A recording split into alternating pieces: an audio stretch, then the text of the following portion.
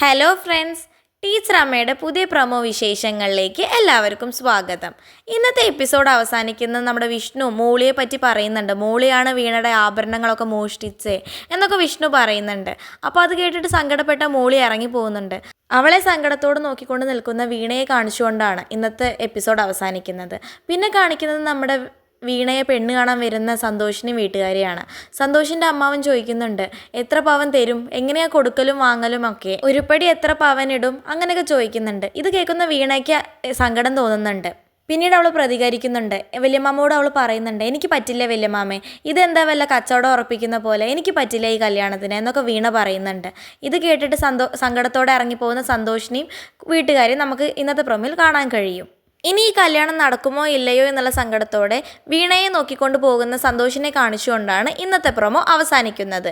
ഇതുപോലുള്ള ടീച്ചറമ്മ വിശേഷങ്ങൾ നിങ്ങൾക്ക് പെട്ടെന്ന് അറിയാൻ വേണ്ടിയിട്ട് ചാനൽ സബ്സ്ക്രൈബ് ചെയ്യാൻ മറക്കരുത്.